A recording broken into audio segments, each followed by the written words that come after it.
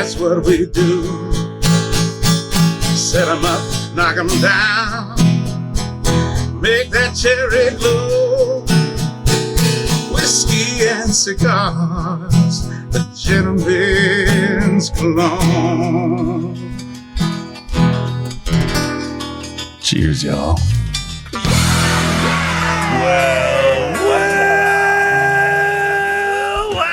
That sounds like a party just about to begin, ladies and gentlemen. Welcome, ladies and gentlemen, to this fine radio program, podcast, and video extravaganza known internationally as the world-famous Smokin' and Toastin'. Our show is all about craft beer, fine spirits, and hand-rolled cigars. And today's show, we've decided not to make a big deal out of this, because today's show is show number 400. Show number 400. Yeah. But the reason we decided not to make a big deal about it is, having done the math, that puts us exactly halfway to 500. Right. So it seems like that's where we should reserve our, our celebratory. We're putting all our eggs in that efforts. basket. Yes. So once we get there, we're halfway there. Once we get there, we'll be feeling good about it. And it's going to be a hell of a party. Yeah. As I mentioned, our show is all about craft beer, fine spirits, and hand-rolled cigars. And today we are joined by a special guest in the studio, Mr. Barry Laminack. Barry, welcome. Fellas, thank you for having me. I appreciate it. I'm excited. Barry is a comedian, but he qualifies to be on this show. You have to like at least two of the things that we prefer to talk about, and that's craft beer, fine spirits, hand-rolled cigars. If you like two out of the three, you're in. You're instantly a guest. Yes, so, I like all three. So I'm good. So this puts us in good position, and we're really glad you're here. We will be doing all kinds of things on today's program, including some tasting of those things. We obviously can't taste cigars here in the studio, but we will be tasting some beers from Highlands Brewery in Dallas, Texas. We'll be trying their German lager, which is called Golden Moustache. I saw that can earlier. It's kind of brilliant. We all have that uncle that would get the beer mustache, Yeah. I didn't know where you were going with that. Golden mustache, yep. And then to continue our, semi-inappropriately named beers from Blackstack Brewing in St. Paul, Minnesota. We'll be trying their Sponge Bath Double IPA. Sponge Bath. Nice. Oh, wow. Gotta love that. And then finally from Belmont, California, an Alpha Acid Brewing Company. Their Imperial Stout, which is called Barrel Constrictor. So we'll be trying that on the program as well. They're from Belmont, California. And a little rum from Port-au-Prince, Haiti on the program today. The Rhum Barbancourt 15-year estate, which I hold in my hand right here. So I see you made sure that you took the plastic off the top. I did. So as we don't get any plastic cuts. And many people who are regular listeners to the program know sometimes when we bring in a spirit, we like to not only make sure we're following OSHA safety regulations by taking the plastic off the top to avoid plastic cuts on the show, but we also like to clear the neck, and that helps avoid spillage when we're pouring it out to be able to sample. That's environmentally.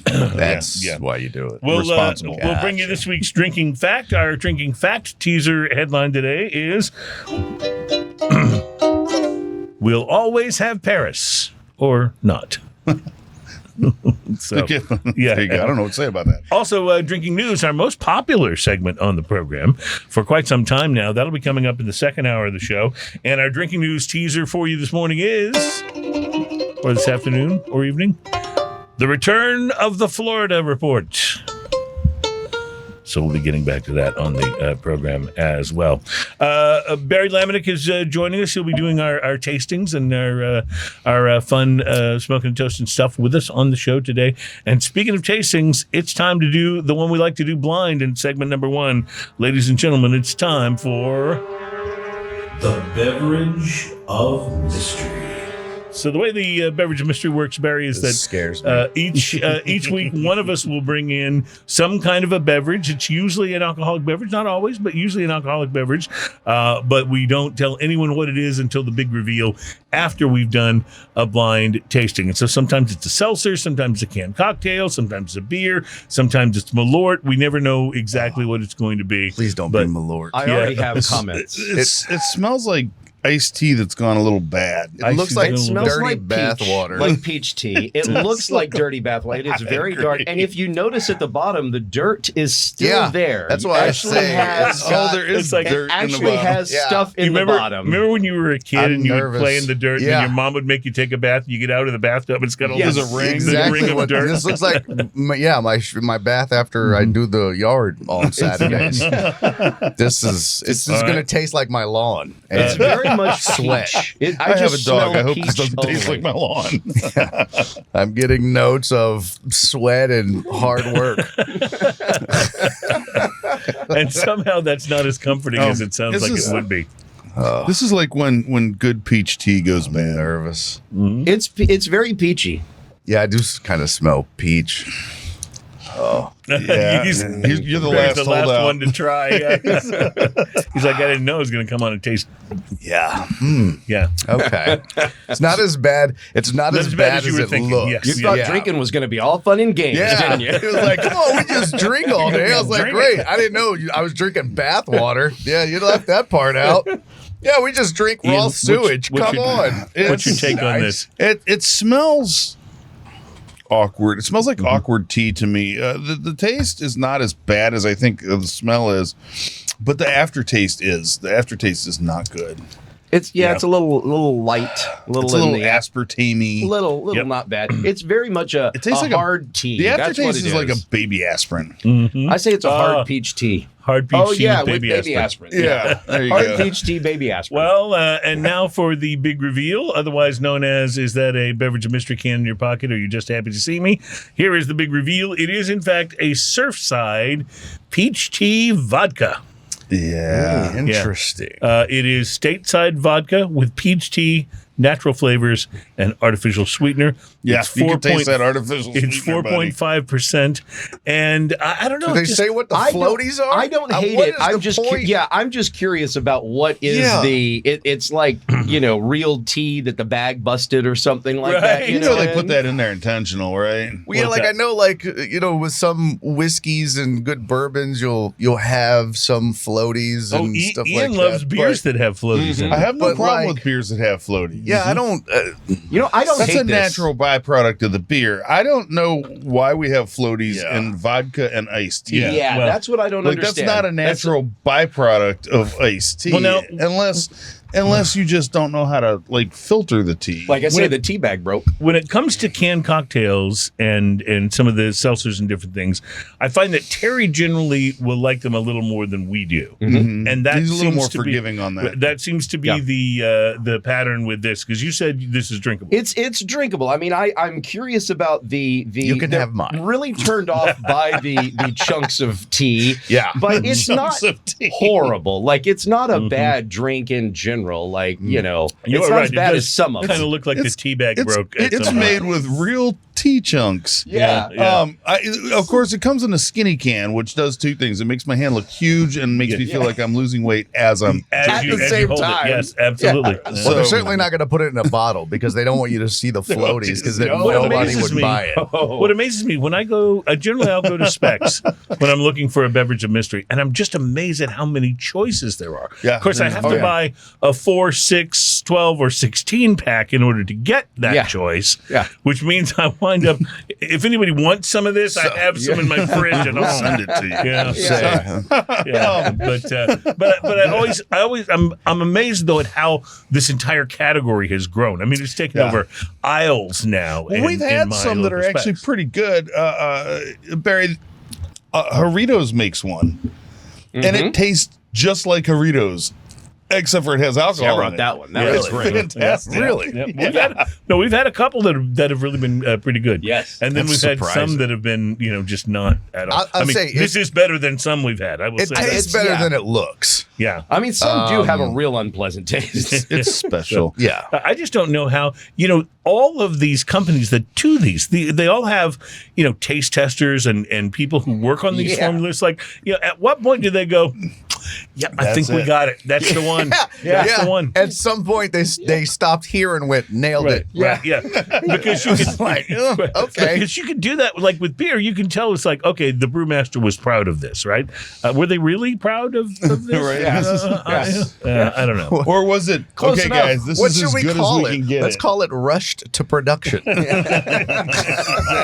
No, we can't call it that. We've already started the marketing Call on it it. Surfside. All right. So before we get out of segment one here, it's also Well time done. for today's drinking fact, and Terry has is our intro and exciting fanfare. So here we go. And now it's time for another smoking and toasting drinking fact.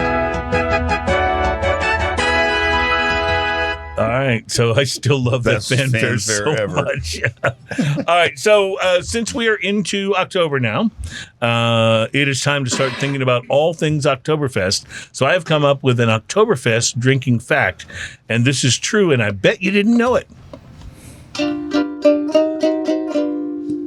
Paris Hilton is... All right, I actually didn't know it because I know nothing. I don't even know why she's a celebrity, to be honest with you. Except for I saw that one movie with her in it. Yeah, Gonna that say, one movie. I'll tell you off air. It's kind of... I'll show you. It's kind of dark And that black movie and white. wasn't made in Hollywood, unless it was actually made in Hollywood. Yeah. But it wasn't Van made in Nuys. It was Hollywood. made in a Hilton. Paris Hilton is permanently banned from Oktoberfest. Permanently banned from Oktoberfest. Like, is this all of them? Yep, from any Oktoberfest actually in Munich. Oh, wow. Yeah. Okay. Things can get pretty wild there, and with visitors as young as 14 being allowed to drink beer as long as they're accompanied by an adult, security is quick to respond to overtly physical behavior and visitors who show up provocatively dressed to promote their wares without the festival's approval, which is exactly what Paris Hilton did 16 years ago. She showed up at Munich's Oktoberfest dressed in her skimpiest Bavarian dirndl. Is that a word? I have Dirndl? no idea. I don't either. It's the traditional I think that's what's Oktoberfest. in that drink. Dirndls. It's That's the what traditional that's called. Oktoberfest dress. Anyway, she showed up to the party in 2006 to promote a brand of canned wine without any sort of prior arrangement with the Oktoberfest organizers. After some sizable hot. and intoxicated public outrage, Paris was banished from ever returning to Munich's Oktoberfest. Wow. That's okay. So So, here's that's something you didn't that's know. an accomplishment. All Yeah, right, yeah. to get banished That's a lot to from an unpack. entire country's Yeah. festival. You're like, dude, I got thrown out of Reserve 101. Oh, man, that's nothing. I got thrown out of House of Blues. Paris is like, I got thrown out of Oktoberfest. I was gonna say, I'm you banned know how- from Germany for a whole month. You know how crazy you have to get thrown out of a drinking festival? Like, Yeah, you did say 14-year-olds were allowed to drink Like, at the festival, and somehow she... like the whole point of the gathering is to get as drunk as possible. that's like and getting you kicked managed out to get thrown out That's of like that. getting kicked out of Fleetwood Mac. How crazy do you have? Oh, That's exactly right. yeah, Lindsay Buckingham. Hey, I'm sorry, fellow band member. I slept with your wife. Yeah, it was welcome to Fleetwood Mac. All right, we will take a break. We're going to talk about, by the way, craft beer and its connection to classic rock later on in the show. So that's something to look forward Nice. to. Plus, we'll find out what Ian had to smoke this week, and we'll begin some pretty exciting tastings here, I think, on the program. When we come back, it is Smoking and Toasting. Our show's all about craft beer, fine spirits, and hand-rolled cigars. Show number 400.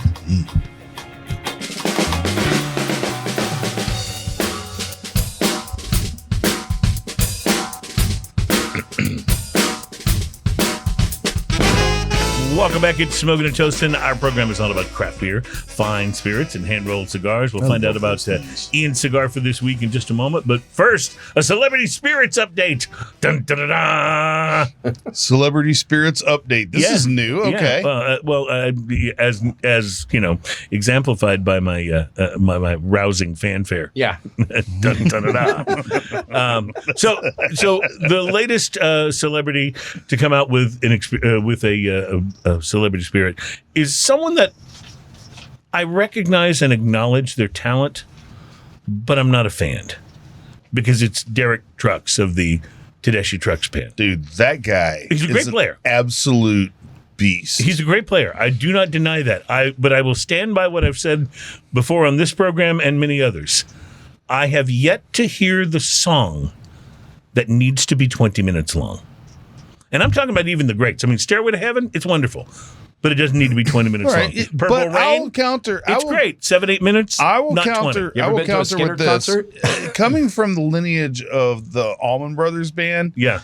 he can do a song that's 20 minutes long and still keep it interesting. I'm not saying he can't do them. I'm just saying I've never met the 20-minute song that wouldn't have been better at about 10 minutes. That's just all I'm saying. And by the way, No quarter off of the live off version of Do You Feel Like We Do? yeah, no sorry. quarter off of the soundtrack album. The song remains the same. Yeah. Man, that's coming in at Yeah. 14 minutes, and it's real good all the way through. But it's not 20. See, if they'd added another 6, I think it would have lost something. This is all I'm trying to say. If Led Zeppelin doesn't have songs that need to be 20 minutes long, if Prince doesn't have songs that need to be 20 minutes long, I guarantee you Bruce Hornsby doesn't need a song to be 20 minutes long. And I think you can all back me up on that one, right? I'm just saying. It's just the way it is. That would be It's a just rough the way ride. it is. I like me some Bruce Hornsby, but that'd be a rough ride through. I went to see Bruce Hornsby. I got invited to a concert, couldn't figure out a way out of it, so I went. And so I'm sitting there, and Bruce Hornsby, he starts to play, about midway through, he starts to play The Way It Is, his big hit, right? So he's doing the whole thing, and then the band starts jamming, and I'm like talking to the person that I went there with, and 20 minutes or so go by, the band's been jamming, and they go ba-da-da-dum-bum-ba. And then Hornsby goes doodle-da, doodle-da, doodle-da. That's just the way it is. I'm like, oh my God, he's still on the same song. This is wrong. But I digress and apologize. Ian, did you have anything interesting to smoke this week? Fugazi. Oh, Fugazi. So I'm familiar with this because this is a cigar page thing, and I do buy cigars from Cigar Page. This is the fake cigars on Cigar Page. They're not fake cigars. Well, the fake, like, compared to this other cigar kind of thing. JR does that as well with their JR alternatives. Right. So this is the Fugazi that they say compared to the Padron 1964. Oh, well, that's a big comparison. I'm not saying high expectations or anything, but So this was this one came in at 5.5 by 50 with a wrapper ? It does have a wrapper. That's good to know. Binder also ? It does have a binder and filler ? as well. And you know where I'm going with this. Well, supposedly they try to blend it to taste like the cigar they're saying compared to, right? So you would guess they probably use some similar tobaccos or tobaccos of similar origin. The appearance on this, milk chocolate brown wrapper, oily, leathery, veiny, no band, a little bit of an inconsistent firmness overall to it, but a pretty cigar enough. You know, I mean, it looks very cigar-like. Free light sniff on this, not very complex. I got barnyard chocolate and fermented hay. I used a V-cut for the pre-light draw. It had a very light draw to it, very nice. I got a little powdered mocha and leather on the lips. The initial light on this is a mocha spice bomb. Touch of cayenne and loads of black pepper. Retrohale is peppery and sweet. The first third of this cigar, sweet and nutty, backed by mocha and cayenne, satisfyingly full smoke, sweet and leathery on the lips. The Retrohale is sweet and spicy, solid ash, perfect burn. This sounded pretty good so far. Right. Proposed pairing on this, Weller Special Reserve, because that's what I'm drinking. That's what I wrote down. And it goes well. Okay, and it was working. Yeah, I didn't spend a lot of thought on that. I already had the Weller going when I lit the cigar, and they really worked well together, actually. So the second third on this, if the Padron 1964 is a Fox Body Mustang, this is a 1979 Mercury Capri.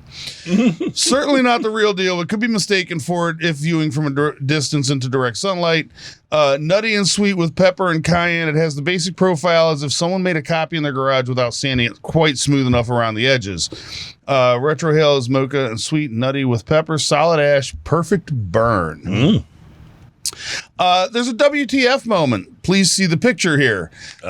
It's a long piece of stem, I guess, in there. Yeah. That, like, even after I tipped this ash, that was about 1.5 inches long. It This kept one piece of sticking stem out, yeah. just was sticking way out. The last third of this cigar is sweet and nutty with gritty mocha, full smoky mouthfeel, and a bit of cayenne at the end of the palate. Not complex, yet quite enjoyable. The wrapper began to flake off a bit at this point, yet it didn't impact the experience of the rest of the cigar. Retrohale is mocha and sweet with nuts and pepper, solid ash, perfect burn, coming in at $3.50. $3.50. $3.50. I give this a 6, even with the wrapper flaking at the end of the cigar. Nice, I love it. And they say there's no inexpensive cigars anymore. So I guess it goes to show you it's not a nickel cigar. Like I have that sign hanging over my door. Cigars 5 cents. Yeah, it's not one of those, but we'll take it. We'll take it. Good. I've had some interesting experience with the Fugazi, knockoff style cigars. I'll save that for another time. And in the meantime, we will take a break. It's Smoking and Toasting. Our program's all about craft beer, fine spirits, and hand-rolled cigars. Love those things.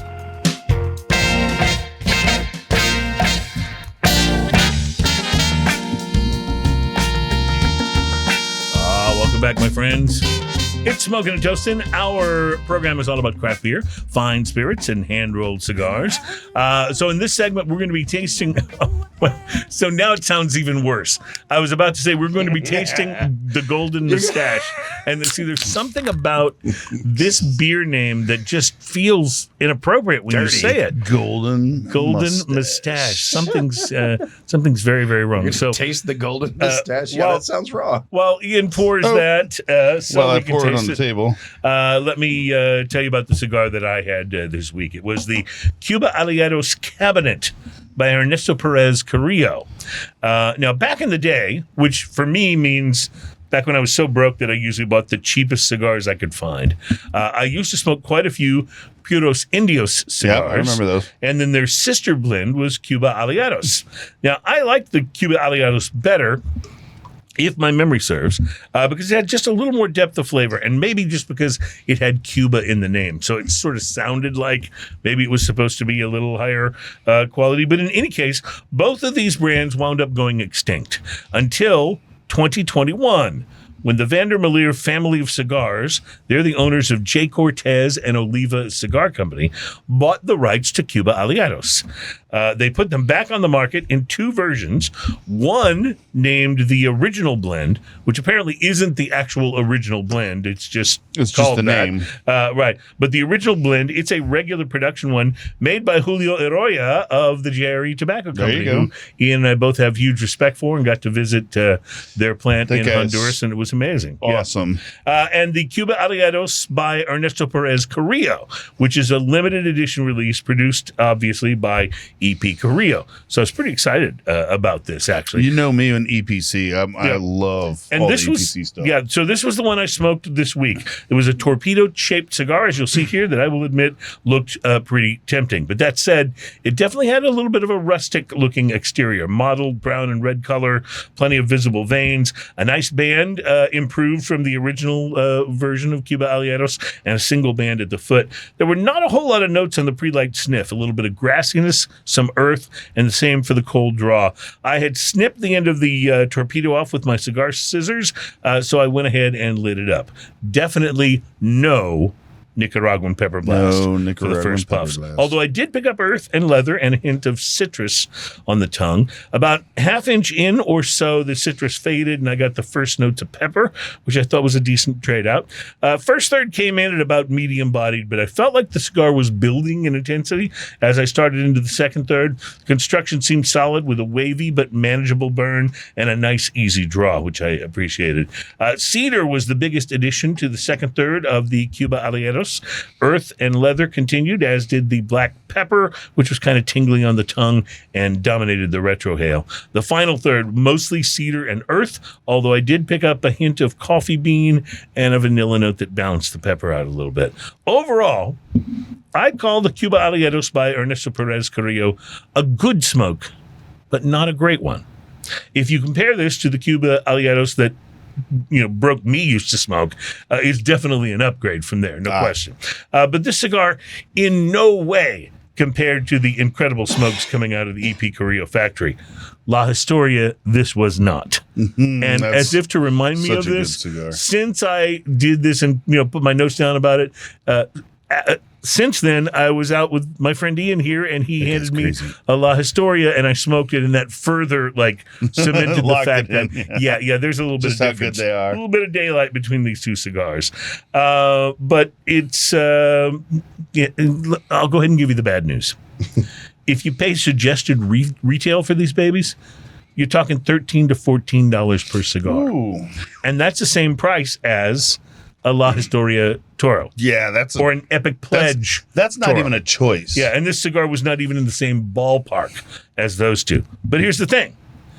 I think they may not be selling all that well at that price point, because I didn't pay nearly that much. I paid closer to $5 per stick when I found a box on sale online.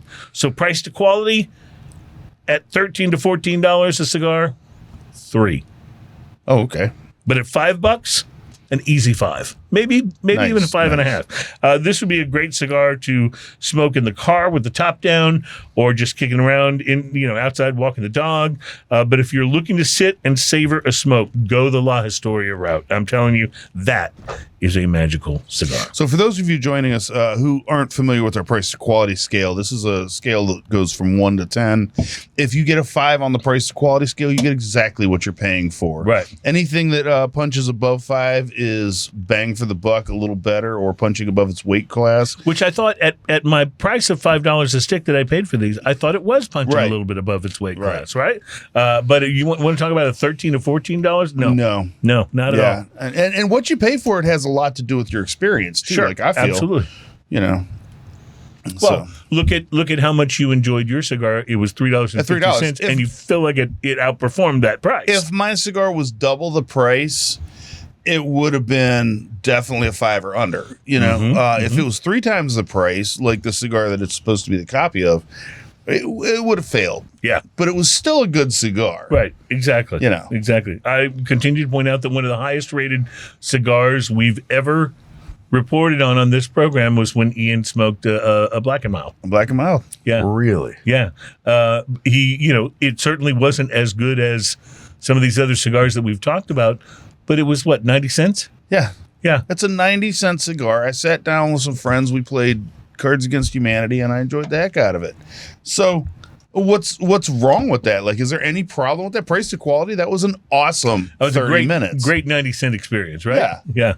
Well, I mean, for 90 cents, you can't. That's what I'm saying. Yeah. Like, for 90 cents, you're not going to find a much So better I think smoke. you gave it an 8, didn't you, on the price to quality scale? Yeah. 8 or 9, I can't remember. But I mean, like, I guess in a pinch, right? Like if you're just 90 cents. jonesing for a cigar and you have to have one and nothing's open, you can run down to the that doesn't store compare to a premium cigar, but bang for the buck, and the fact that it's a decent smokable machine-made cigar, And it beats the hell out of like a Swisher Sweet or something else you might get. yeah, at the that Black price, and Mild is actually, I think it's part pipe tobacco too. I think So there's so, a little yeah. aromatic to it that's really nice, Speaking of pipe tobacco, we got to put together a pipe show. We got to do here a pipe soon, show. 'cause Yes, it's about to cool off, being as it's October and we're getting into Oktoberfest. this is the season where I have to show people how to pretentiously point with my church warden pipe. Yes, I always enjoy that. That's an annual tradition here on the program. So always enjoy that.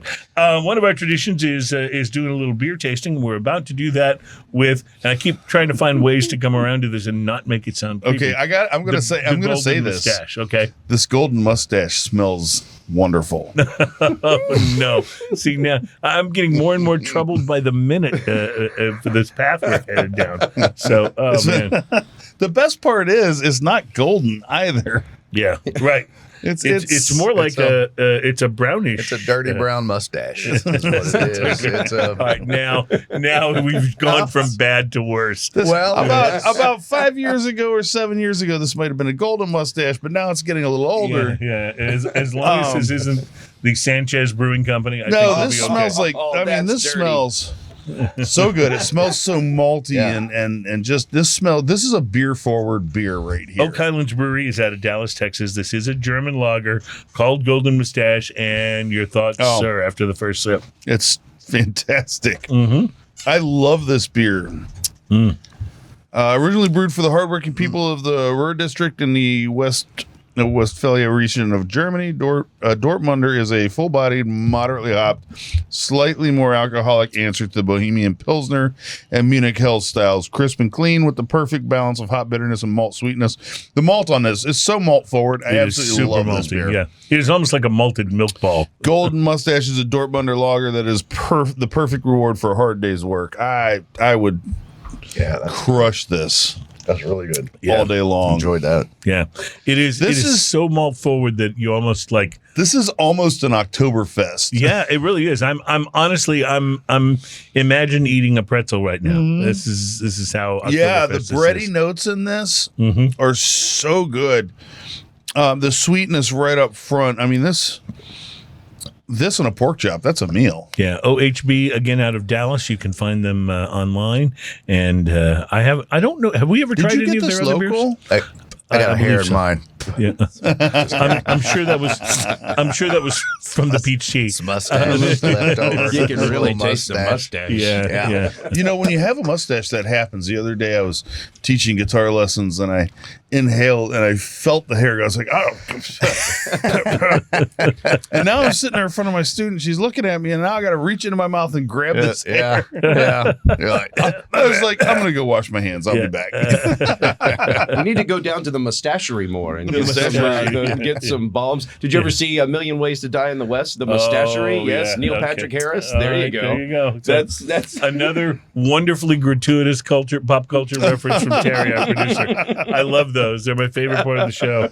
I think this is really good. And yes, I believe you can find this locally. Yeah, if here you got to in look, Houston. I'm going to buy this. it This tastes is like the fall. outrageously good. It does. It does not It taste just- like a mustache. No, No, it doesn't taste which like is a a good mustache. thing. Yeah, No. It's despite just- the name. It's got Yeah. that taste I mean, like if, the fall. if Like, a you just mustache feel tastes like it's- this, I'm growing mine wrong. Yeah. Well, I just want to wait for you to walk into Specs or Total Wine and go, yeah, I'm looking for a golden mustache. Do you have one? Hold Excuse on me, one sir? second. Frank, get up here. You're up, buddy. Frank's in the He's back so like, tall and finally. German. Yeah. It's my turn, finally. And what's great is that the next beer we're going to try in one of our next segments is something you could get in a little bit of trouble walking in and asking for, because it's from Black Stack Brewing and it's their double IPA called Sponge Bath. So Can I get a sponge if you were to bath, just please? walk into your favorite beer establishment and ask for a sponge bath, that could be problematic as well. It depends on how much beer you had before. Yeah. If you did that. But the bad thing would be if you asked for the sponge bath and they go, hold on just a moment, Frank, we need you again. Frank's like twice in one day. Awesome. I knew this golden mustache would be Frank's this blonde guy. Frank's our Beautiful blonde go-to hair. guy for the Yeah. outside jobs. That, Looks like someone left over from Sticks. Frank's a contractor. We outsource a lot of this weird stuff to Frank. But I love that he's left over from Sticks. That's awesome. Oh my Lord. All right. So since Terry brought up a little bit of classic rock, let's go with this. We can talk about this maybe for the rest of the show, but there's a website called AmericanSongwriter.com, and they put out an article recently. What classic rock songs pair best with craft beer? And they offer 6 options. Now, obviously, this the is answer is Freebird, my friend. Obviously, this is going to be all over the place, right? The answer is Freebird. Yeah. But let's take a look Oh, and If You Could Read My Mind by Gordon Lightfoot. But is that considered classic rock? I hope so. I love me some Gordon Lightfoot, but I mean, where that else is would you that put is it? one of the coolest songs If of you the walked 70s. into a record store right now, what section would you look for that in? Easy listening, maybe? But do they have an easy listening section? Yeah, see? Well, like, where do you file the Carpenters, for example? That's a question. What? Go ahead. Where'd we get this time machine to find a record store? I know. Hold on. Wait. we skipped a step so- here. so I we work- skipped a step. I work at Where'd you guys I find a work record sometimes at a store? guitar Frank? store. Yeah. Frank, where did we get a record store at? And right across the street is Sound Waves, which Right. is a I record was gonna store. say. Well, here's It's right the next thing. to Spotify. Here's the thing. You can We go can to watch record the whole stores. concert on Laserdisc. But This is going to be great. You can go to record stores because that's where you can buy like an old Fleetwood Mac vinyl album for 75 cents or a new Falling in Reverse vinyl for $400. Yeah. You know, There you have it. That's Taylor kind of- Swift's album only costs $50. And do you know how many record albums she's sold that are like on a wall because, Right. you know, somebody daughters are has- just yeah. like, I need that. You don't even have a record player, honey. Yeah, but I'm going to put it on my wall. $50 for a record to Yeah, put on your yeah. wall? Yeah. It's like getting a gold record, They I guess. say it's making a comeback, but I mean, I'm not gonna lie. I've owned a few picture discs in my life. Yeah? Well, that's all right, but you probably listened to him once or twice. You probably owned a record player at the time. No, because I always had the regular version. Yeah, bought the right, ta- right. I So bought you the wouldn't, tape as You well. wouldn't put the picture disc on and actually play it. Yeah. I mean, I did, however, years ago give away all of my records. I pioneered a whole idea that I thought would catch on and it never did. It was the picture cassette. The picture cassette. It just never really took off. I don't know why. I just took one of the holes and put a Clockworks through it, and it didn't translate like an album I lost does. a lot of money on that idea. All right. So we'll hold on then to this classic rock and craft beer comparisons because I think we're going to get some mileage out of this. But I'll give you just a first teaser. Ready? So we'll talk about this in the next segment. Stout and Black Sabbath. That's the teaser for the first. I'm not sure I see the correlation, but I All do right. love some Sabbath. We'll talk about it soon. And you love some Stout too. I do. I All love right. some So there's a correlation right there. Ian likes them both. We'll be right back. It's Smoking and Toasting.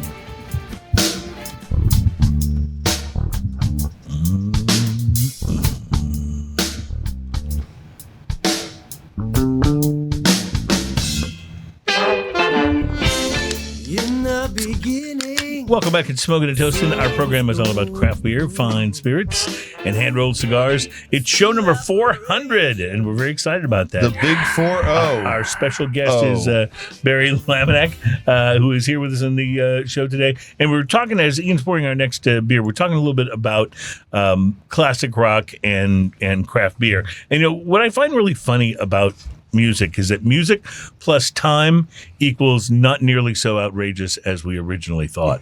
Like when Elvis first came on the scene, they wouldn't show him from the waist down. Now, if you actually see video of Elvis dancing and you can see him from the waist down, it's like, who thought that was gonna like be scandalous somehow? Certainly, It's not, like, I certainly mean- not Megan Thee Stallion. yeah, right. Exactly. Wait a second. When they released the song Rumble Yeah, by Link Ray, yeah. it was banned on radio because an instrumental piece Right. was going to cause riots Yeah. with teenagers. Meanwhile, when Kiss first came out, they were like, trying to organize all of your kids and make Satanists out of them. It was kids in service to save. Yeah, right. kids in Satan's service. And last week, the city of Niagara Falls gave Gene Simmons the key to the city. I mean, this is what happens as rock and roll I ages, saw a meme right? the other day that said, turns out the band who cites Kiss as their major influence also sucks. That's pretty funny. Well, let's talk about classic rock. Again, this is according to AmericanSongwriter.com. They did an article about, not comparing, but actually sort of combining or using classic rock. What is it? What are certain genres or artists in classic rock? What craft beer style goes with them? And the first one that I gave you was Stout and Black Sabbath. And here's what they say: heavy, thick, powerful. They're enough to make you want to be in the center of London as the gray looms and the rain pours down. Some want to escape their troubles, their darkness, but others want to look it in the eye and say, and snarl. Rather, you can do that both with a thick snout and a thick snout. Sorry. I guess you could do that too. Yeah. That's Yeah, I mean, Motorhead's that- guy. yeah. A thick Stout and Black Sabbath. Now, you're fans of both of those things. Do you think they go together? Are they combo? I think they can, but Yeah. you're talking to a guy who will drink a stout floating down a river. I don't Right. care, Yeah, exactly. You're talking to a guy that'll drink a stout while listening to Kenny G. I mean, come on. I'm not much of a Kenny G fan, but if I'm gonna get in touch with my later side, I might listen to some Gordon Lightfoot or If I was going to listen to Kenny G, I might want a stout because many of them are at least 12 or 13% ABV, and that might help. help. Kenny G is apparently the nicest guy ever. Dude, I ran into him in an airport once. He is nice. I was almost pissed. Like I was like, oh man, why did you have to go and be nice? I really wanted to not like you. You wanted to not like him. Yeah. I was like, I can't hate on Kenny G anymore. He was just like You and your weird saxophone and your niceness. You're playing a little off to the side and smiling while you do golden it. mustache. Curly hair. Yeah, he didn't have a Jeez. golden mustache. Speaking of long curly hair, they also, well, formerly long curly hair, not so much these days, but they pair Pilsner with Peter Frampton. Oh, okay. So they say, light and smooth, beloved and easygoing.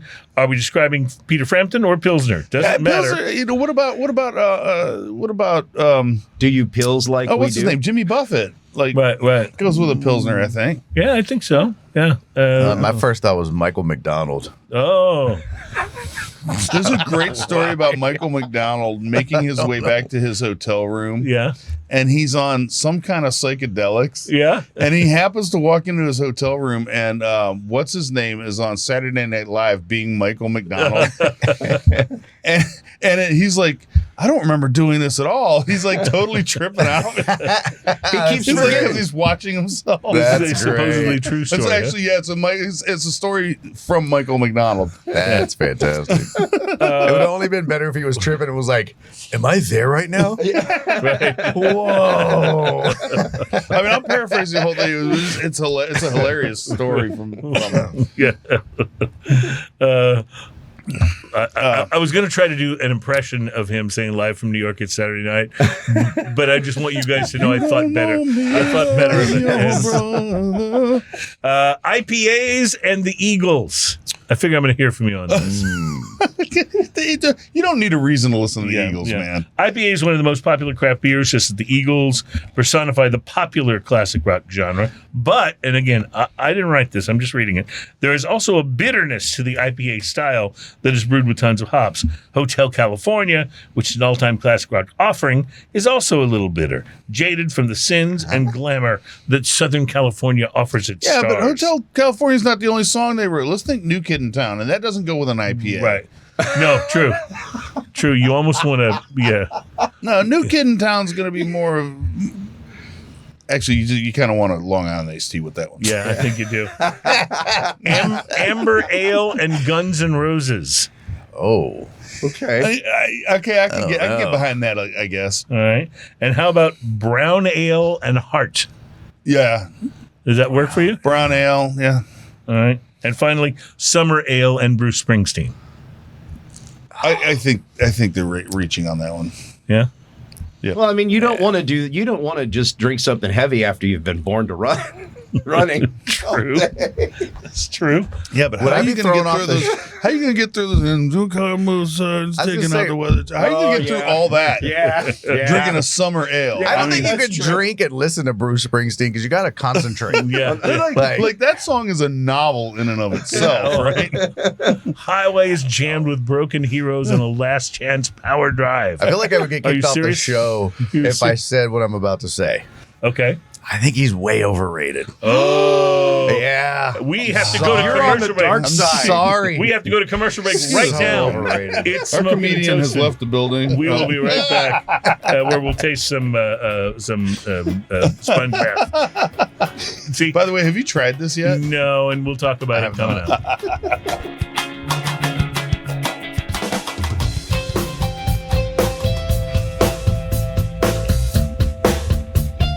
Welcome back. It's hour 2 of our program, Smoking and Toasting, where we talk about craft beer, fine spirits, and hand-rolled cigars, and we love all of those things. And it's show number 400, so we're excited about that, and excited to be joined by comedian Barry Laminack, who want to give you a chance to, plug any place you may be before the show is over, performing, so people can come in and check you out.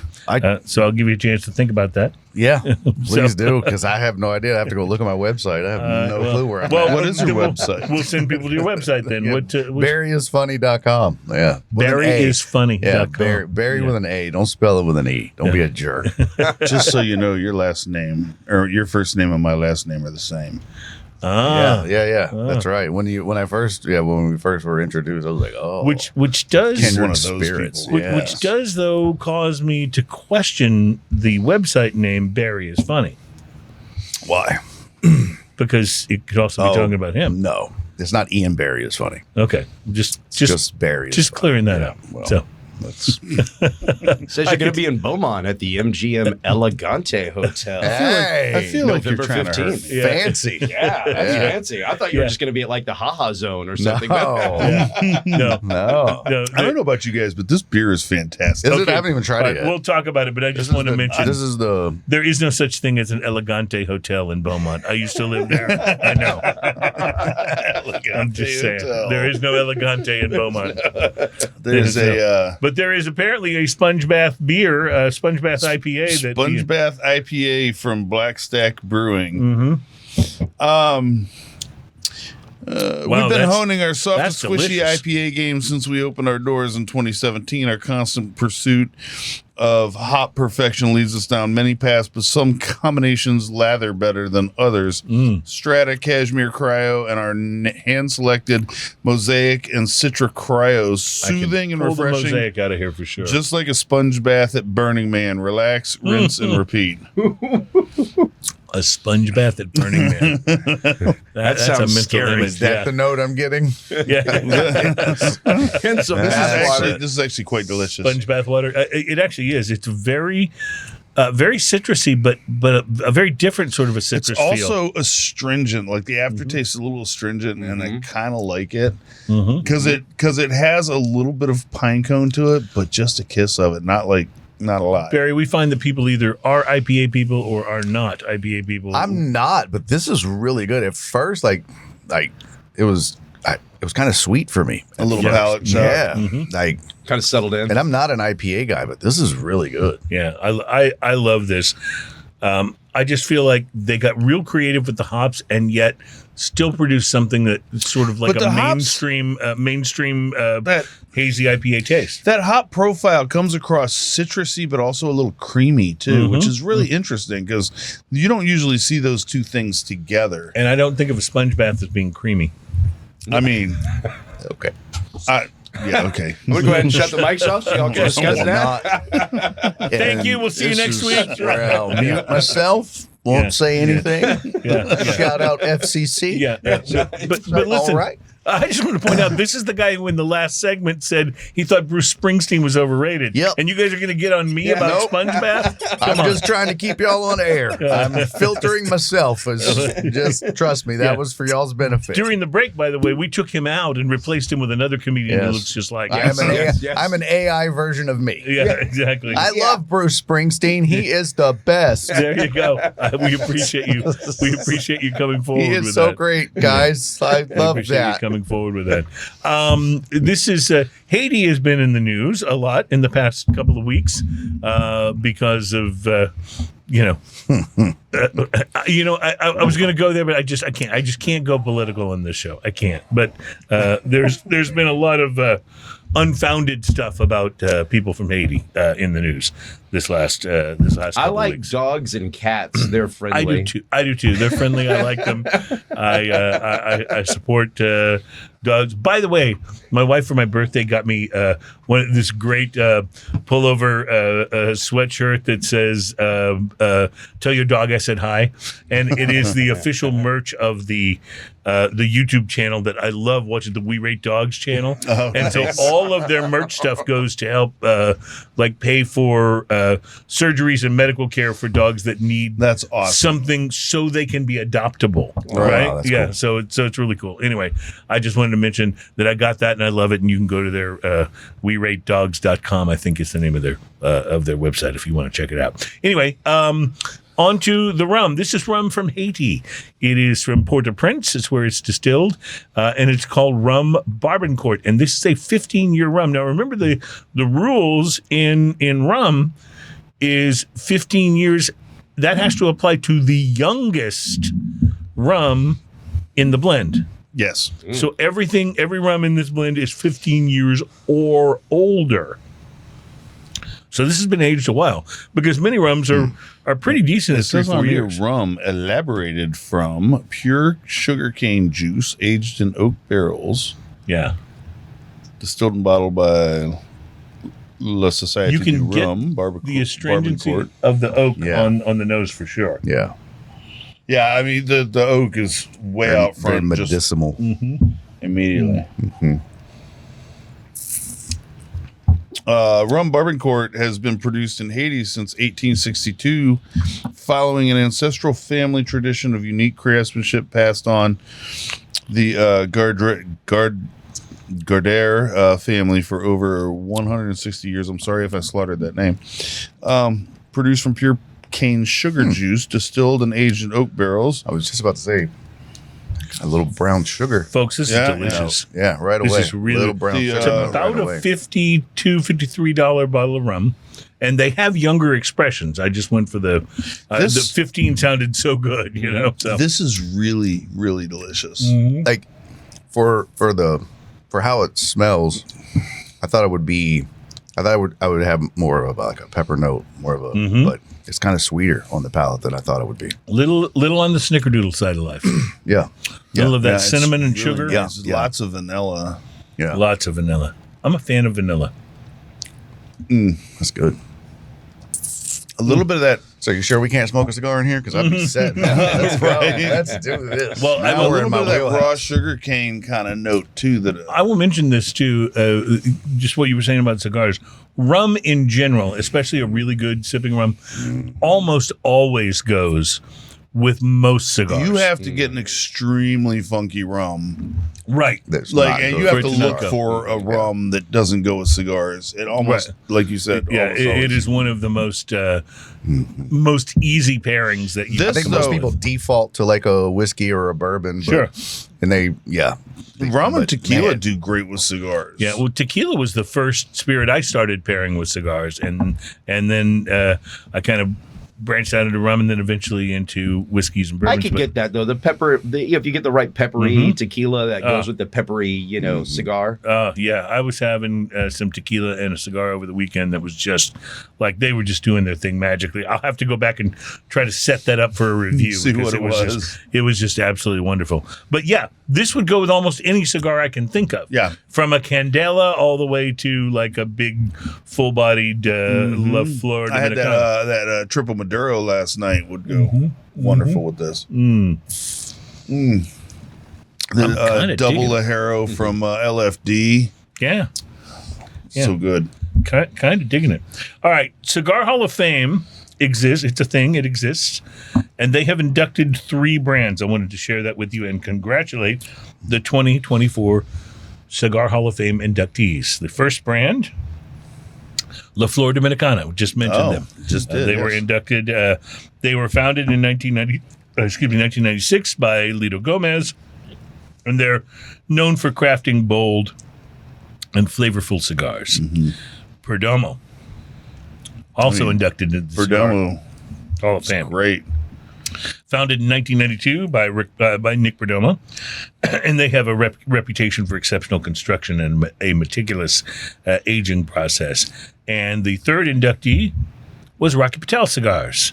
Rocky Patel. Yeah, and we got a chance to chat with Rocky in Vegas at the big smoke we did out there. And I've told the story before of getting to sit next to him at a cigar dinner in New Hampshire back in the day when he was first introducing his 1990 and 1992 series. And he was not nearly as big a celebrity back then because I happen to know his name because I've read a lot about cigars, but he was the top guy at Indian Tobacco Cigar Company. Right. And he had yet to release a cigar with his name on it. And that cigar, the 1990 and 1992, were the first ones that he released with his name on it. And I wound up just random chance sitting next to him at the cigar dinner from Two Guys Cigar Shop in New Hampshire. And he reached into his jacket pocket. When he found out I knew who he was, and I said I enjoyed his Indian Tobacco cigars, he reached into his pocket and handed me a 1990. And I smoked it and said, wow, this is really good. He goes, yep, I'm about to start releasing cigars under my own name. Nice. And that was It's my favorite brand. Yeah, I love Rocky Patel. I mean, Sorry, have you tried the new gold label? I have. It's so good. It's supposed to be like a daily smoker.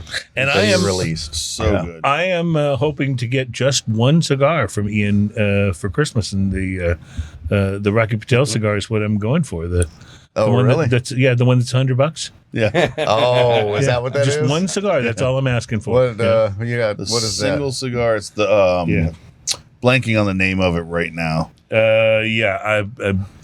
It's not the Decade. It's not the ALS? the DBS. It's anyway. We'll get DBS there. is really good. Too. DBS is good, and those have actually gone. expensive, They've gone down in price though. but they're really good. Yeah, they're really Have good. you tried the beer after the? I have not gone back to the beer. No, I have just a little bit left here. I mean, after the rum. number 6, Rocky Patel number 6. That's my favorite. Number 6 well, is it's great, actually yeah. Smoked one of it's those actually last week. now my second favorite cigar. Is that the Yeah. Conviction? But yeah, Conviction. That's the Thank one. you, Terry. That's the one that is Terry $100. nailing it. Yeah. So these things don't interrupt each other at all, No. which is very bizarre to me. Well, often IPAs do not go well with other spirits because they just, kind of have a They taste profile. almost that's have a sweeter no IPA. effect. I think. To they me, it had almost like have no effect on each other. It's very strange. When you go back to the, I agree. The rum tastes kind of like it tasted before. when you go back to the rum, it's a little bit sweeter because I think that the bitterness in the beer lets that sweeter come through. But I mean, there's almost no. It will be interesting to see how this Imperial Stout, the Barrel Constrictor Imperial Stout, be interesting to see how that pairs up with this rum, because I have a feeling that's going to be a match made in, someplace. match made somewhere. Match made in someplace, yeah. The drinking news portion of the program is coming up next, so we're pretty excited about that. And I can't. It's actually not coming up next, but it's coming up in a couple of 2 segments. segments. Thank you. Plus, we will tell you about. Because we missed a chance to do this in the summer. Well, we're still going to tell you about 13 long cigars to smoke last summer that you already missed. Last summer. Yeah. So you can either smoke them this winter or Actually, you can smoke them It's starting to cool down in the evenings now, yeah. so 13 long cigars to smoke right now. So like Sounds like a- 95. Sounds like a pretty good idea, evening. actually. We'll get to that coming up. It is Smoking and Got Toast. down to like 85 last week.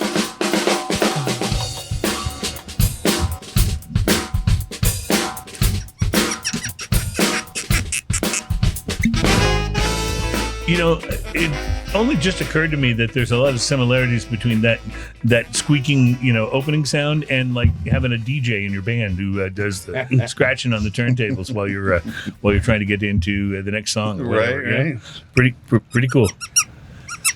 Waka, waka, waka. Yeah, I like it. Ian and I were at an event, and Terry was there as well, over last weekend, which, do you remember the actual name of it? Because I'm afraid I'll get it wrong. It was the Bourbon Festival. Okay, it was at a bar called Julep in Houston, Texas, and we had a chance to do some tasting and some segments, which we'll be bringing you in upcoming shows on Smoking and Toasting. We had a chance to taste some really interesting things and talk to some really interesting people from the world of spirits. So We did. We It was had a the lot of fun. Bourbon Fest. And look at all this. This was the list. Yeah, you're right. Terry just handed me the Oh, list. you of got this, the whole list. and I'll just show it to Bourbon the Fest. camera. Yeah, there was, and it wasn't all bourbon too. We had a very nice mezcal. Mezcal, we had, we had some tequila rum. and rum. Yeah, so it was good. It was good. Tequila. So looking forward to that. In the meantime, this is my outdated cigar information. It was 13 long cigars for the summer season, but if you live in a place with a climate like we do in Houston, quite frankly, I'm much more inclined to do a long cigar about this time of year. This 'cause I'm is not gonna be actually hotter than sweating. your summer Yeah. season. And I'm not going to be sweating like Maine. crazy by the time I get to the end of it. So these are ones that rated high on Cigar Aficionado, and they are passing them along as long cigars that you might enjoy. So I would say if you're out, enjoying the fall weather, these might be just as appropriate as during the summer, even if the days are not as long. The Ashton Heritage Pure Soul Churchill is the first one. It scored a 95 on Cigar Aficionado. It's a $13.30 cigar, and it it had a Cameroon wrapper when it was first released, but today they use an Ecuador Havana wrapper, and the change must have been for the better, they say, as this cigar rated at 95 in Cigar Aficionado. So I mean, it's hard to cool. go wrong with the Ashton Heritage series. Yeah. You want to spend a little more than that? The Padron Series 1926 No. 1 Maduro scored a 94. It's $24.75. It's an all Nicaraguan cigar, and it's really good. Now, I think you are a fan of this one, if I'm not mistaken, Ian. The Tatuaje Reserva A Uno. It's that Lancero. Yes. Yeah. It's a $24 Lancero, so it's like an expensive. It's a little bit of gold. Thin ring gauge cigar, but yeah, it seems to work. But here's the thing. Even though it's a thin ring gauge, because that's a 38 or a 40, I think. Even though it's a thin ring gauge, it really does smoke pretty long. Yeah, right. Like, it doesn't smoke fast. Yeah, I love it. So it's perfect for these long fall days here. Arturo Fuente's Chateau Fuente King Tea. It's a tubo. It scored a 93. It is $12.60, and it is a Connecticut shade wrapper. Leans a little mild, they say, but has plenty to offer, and is very toasty. So here's one. My Father La Opulencia Toro Gordo. It's a $13.20 cigar, scored a 93. But I have had this, and it's a wonderful cigar. I mean, my father does such great cigars anyway. That's the first cigar I ever smoked. Was it? My father, oh, no kidding. Fleur de Lis, or however you say it. Wow. Fleur de Antilles, or whatever it's called. Fleur de Antilles, yeah. Fleur de Antilles, yeah. I have, in fact, that's how I got into cigars. Was a comic, Dusty Slay. I was on the road. I was opening for him, featuring for him. And what I didn't realize was that amongst comics, cigars were a big thing. Right. And that later on, a comic told me, he was like, it's a great way to network. It's a great way to meet other comics and get on shows and get, kind of conversation. Just having a cigar with him after the show. Absolutely. Right? And so Dusty was like, hey, man, you want to come to the hotel? Because I was at a different hotel than him for this first show, and he was like, you want to come over to the hotel and have a cigar? And I didn't smoke, but I was like, yeah, because Dusty was he had just started kind of getting some traction nationally, and I was like, well, heck yeah, I want to come hang out with Dusty Slay. And so I didn't smoke, but I was like, I remember he handed me the cigar and a pocket knife, and I was like, what is this for? Don't even know what to do. Am I supposed to stab myself with this? What do I do? He's like, you got to cut the end off. I was like, oh, I didn't even know, Yeah. And I remember. And he's like, oh my God, this guy didn't know a thing about cigars. Yeah, I just gave him a Flor de Las Antilles. Like, I just gave him a really good cigar. I could have given him an El Cheapo. Yeah. But no, I gave him a My Father. What am I thinking? I smoked it, and we sat out there till like 3 a.m, and I went back to my hotel room and threw up 100 times. And next day. And you were a cigar fan ever since. That was like Friday night, and then Saturday after the show, he goes, you want to go smoke a cigar? I was like, heck yeah. And it had nothing to do with being sick or not liking it. I just wanted to hang out, and gosh, that was, we're great friends to this day. Yeah. And I mean, he's killing it, by the way. Shout out to Dusty Slay. He just had a Netflix special that's killing it, and he's doing great. So love it. But yeah, that's how I got into it. The Romeo and Julieta Churchill tubo, that's a Cuban tubo, makes the list. It is a 51-pound cigar if you're buying it in the UK. Not weight. I was thinking, boy, that's going to be man, heavy. how do you lift that thing? The San Cristobal Chicho, one of those. You're supposed to smoke that for a long time. Your arm's going to get tired. The San Cristobal Revelation Triumph at 93 points. I've had that. That's a great cigar. Aging Room Cuatro Maduro Concerto at 92 points. Are Aging Rooms good cigars? I see those all the time. I've never had one, especially, but I've always seen them, and I thought, I don't know if those are good or not. Now, here's an interesting one. The Cuba Aliados Original Blend Churchill. At 11.50, they scored it at 92. Now, I smoked the other one, which I talked about earlier in the show, but maybe I should have gone the size for the original can have blend. an effect on the blend, and often does. And the Eroya 50 by 10 scored 92. Yeah. And the H. Upman Nicaragua AJ Fernandez Heritage Churchill scored a 92 at $11.23. It is just the most wonderful cigar. I had a box of the Toros that have just about gone through. And, absolutely wonderful. All right. When we return, a little drinking news to light up your day, and we will be right back. It is Smoking and Toasting. Thanks for hanging out with us.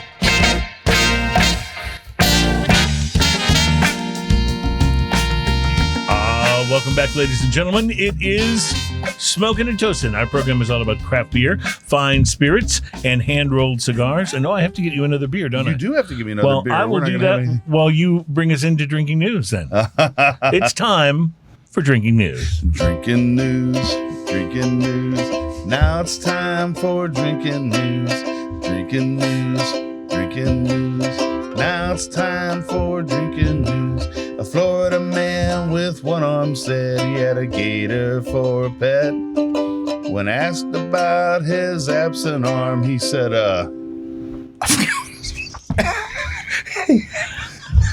When asked about his absent arm, he said, I forgot my line. I had to take my gator to the vet. Oh, I have to take my gator to the vet. Drinking news, drinking news. Oh, my ADHD is bad. Time for drinking news. Line. Oh my God, I my had to ADHD. take my gator to the vet. There you go. My ADHD is the worst. Make sure we get it in there. Yeah. Cheers, y'all.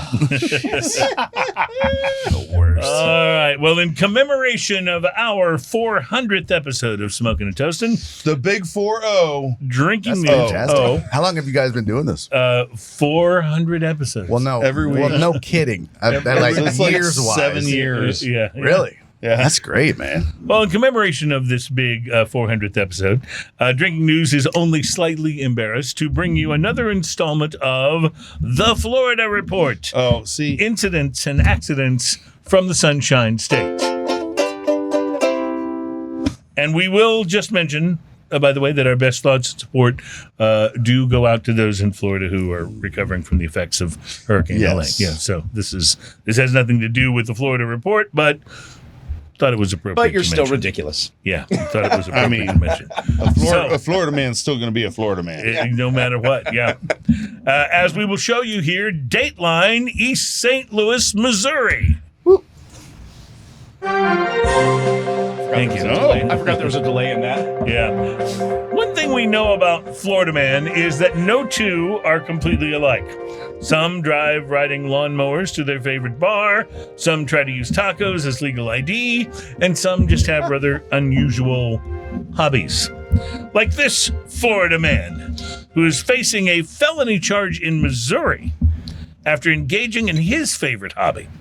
36-year-old Dave Tolliver of the Sunshine State was visiting East St. Louis, where he proceeded to the headquarters of the East St. Louis School Board, and for reasons that are not currently known, threw an old, gnarly toilet through their front glass window. I just so happen to have this with me. Yeah.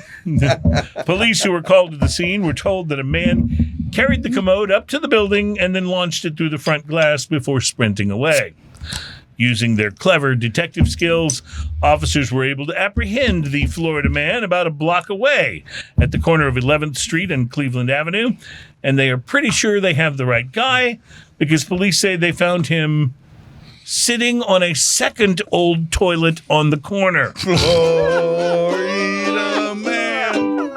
I have so many questions about this man. he He was has sitting on so the many toilets. And his potty-based activities, but they will have to wait because he is in custody on a Class 3 felony charge, and his bond is $10,000. I mean, he was sitting. He was just sitting there. Was he? I guess handling his business. I What guess is- so. How did they let him get that close to the building? Yeah, with the toilet. You see Yeah. a guy coming up the walkway with a toilet. With a toilet, Yeah. you know he's up to no good. Security was There's- sitting there, and one of them just said, "Wait a second, I Yeah. want to see where this goes." Let's let this play out.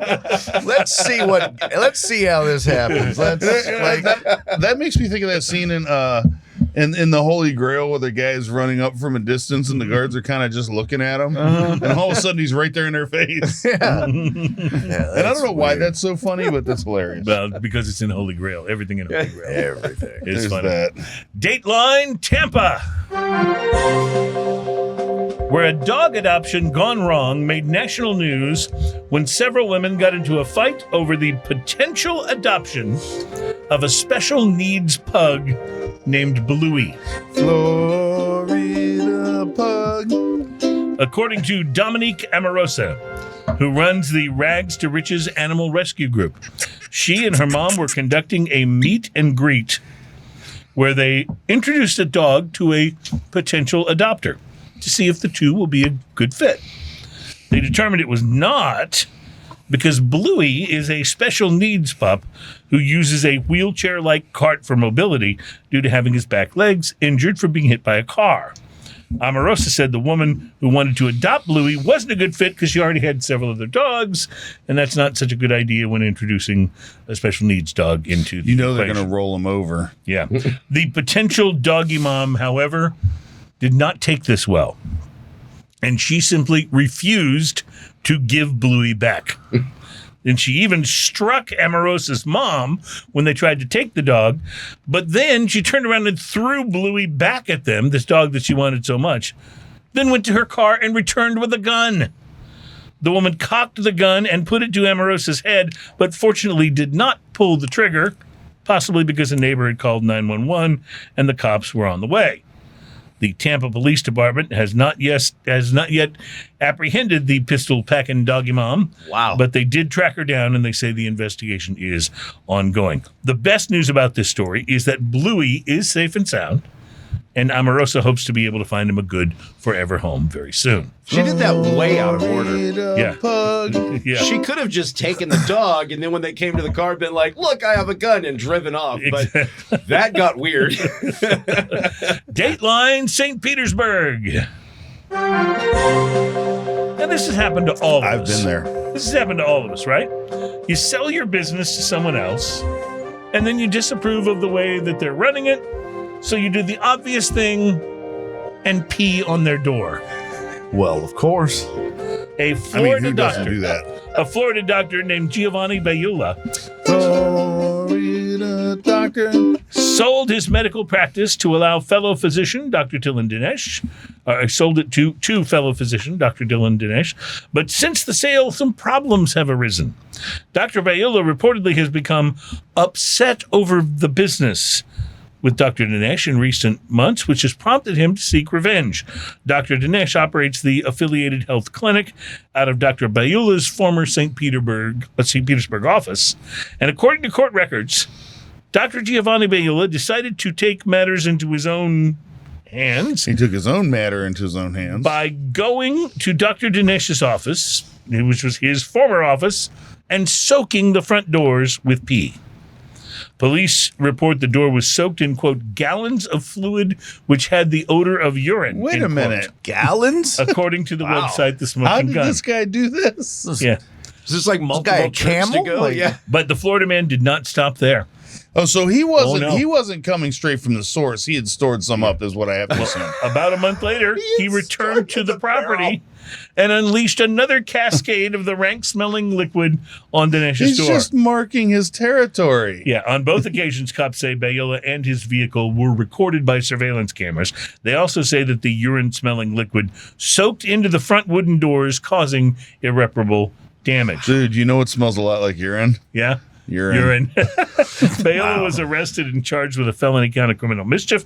He was released from custody after posting a $5,000 cash bond. So we come away from this knowing one of two things. Either Bayula has the capacity to pee something like 10 to 20 times more liquid volume than a normal person, or he's been stockpiling urine.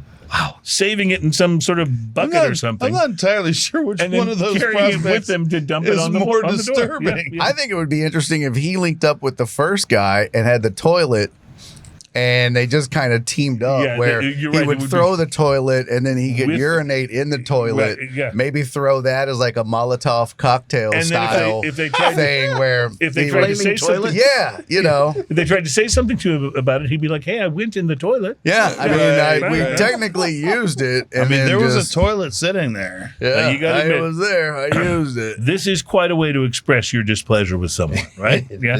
And if you are tempted to do something like this in your own life, you may find it difficult to come up with that much pee.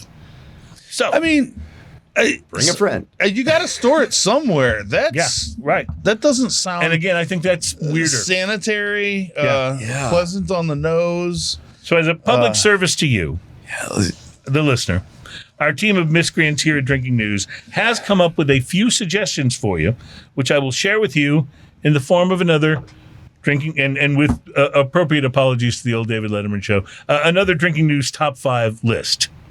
So this would be the top 5 ways to express your displeasure with the doctor if you don't have access to gallons of urine to dump on his door. Top ways to express your displeasure with the doctor if you don't have access to gallons of urine. Number 5, drape the door with R. Kelly's used bed sheets. Number 4, add yellow food coloring to his office water dispenser, then sit back and watch the fun. Number 3, send Amber Heard into the office with instructions to do her worst. Number 2, soak the entrance with as much urine as you can, then change the nameplate on the door to Dr. I.P. Freely. Thank you, Bart Simpson. And the number 1 way to express your displeasure with the doctor if you don't have access to gallons of urine. Number 1, adopt Bluey from Tampa, feed him chocolate and X-Lax, then lock him in the office for the weekend. Yeah. That I break with thee, I break with thee, I break with thee, and I throw a dog of poop on your shoe.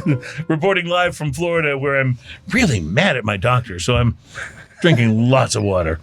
My name is Cruz, and that is your... All right, it's redemption time. A Florida man with one arm said he had a gator for a He's pet. forgotten it. When asked about his absent arm, he said, I gotta take my gator to the vet. Drinking news. Now it's time for drinking news. Cheers, y'all. Cheers, y'all. I had to take my gator to the vet. All right. Nailed it. Yeah. Yeah. I You're back gotta with get us. some Adderall. It's just All right, You were so casual about it at first. He said, "This is what you got to say." You're like, "Okay, got it." I was like, Stop, I didn't took a know. sip. You didn't say like when. I thought Yeah. it was gonna be later than I didn't. Yeah, I Yeah, was because like, later you'd remember it even more. Yeah. Right. Okay, I got should have wrote it down. I got you. I'm with you. Listen, So, Ian, I didn't this know there would be a test. this bottle that you have opened for us here, this from Alpha Acid Brewing Company, is a little bit of barrel-aged bourbon. The bottle itself looks pretty dangerous. What are you thinking about this? The bottle's awesome. Yeah. It's exquisite. The notes in this are so good. Oh, and they're so distinct, too. Yes, this is as bourbon barrel aged as something gets. It's so good. The bourbon flavor, the raisin / date note coming through, the sweetness. It's super sweet without being too sweet. There's Digging a little it. bitterness on the end. This is so balanced. This is one of the better bourbon barrel aged beers that we've had. Wow.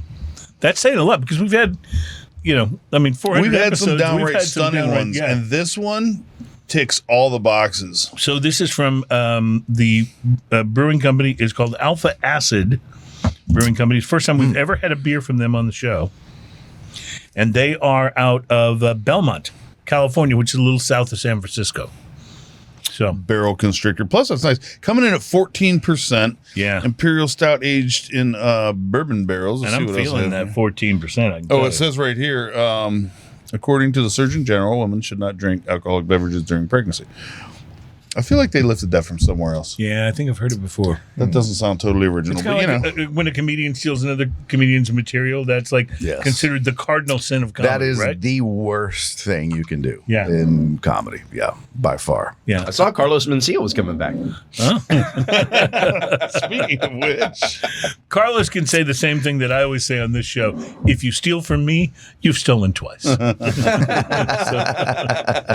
that's just. But yeah, no, that's a thing. So tell me a little bit as we're enjoying this amazing barrel aged stout. Tell me a little bit about how you got into comedy in the first place. Was this something you always wanted to do? Was Yeah. it kind of accidental? No, when I was real young, it was one of those things, hanging out with the family at dinner, telling stories from my day at school. Yeah. And I would make my mom and dad and sister laugh and realize I was funny. I was a class clown. I was always making them laugh. And it became one of those things where I knew I was funny. I was kind of the class clown at 8 years old. And so I kind of knew that I could make people laugh. And then one day I watched a stand-up comedy special by Bill Cosby called Himself. Oh, yeah. I remember that show. And when I saw that, I was like, oh, so that's what I do, is I make people laugh like he does, but he does it on the stage. And ever since I was 8 years old and saw that, I wanted to be a stand-up comic. That's the one where he talks about filling up the one leg. Yeah. The cake, I think so. feeding the cake to the kids, Yep. I think. That's the one, the chocolate cake in the That's morning. great. Yep. Yep. The dentist and the airplane with right. the kid. It's just, it is one of the all-time greatest comedy specials ever. Yeah. It's a shame that he You know what? You're It's allowed crazy. to say that before. Yeah, well, because after people you will can't. ask, who's, you know, I mean, he really was. It was before. I always say it was pre-creepy. It was, you know, Right. it was before we knew. I mean, I was 8. How would I know? Come on, You know, but All right, we got to yeah. take a break. We'll be right back. It's Smoking and Toasting.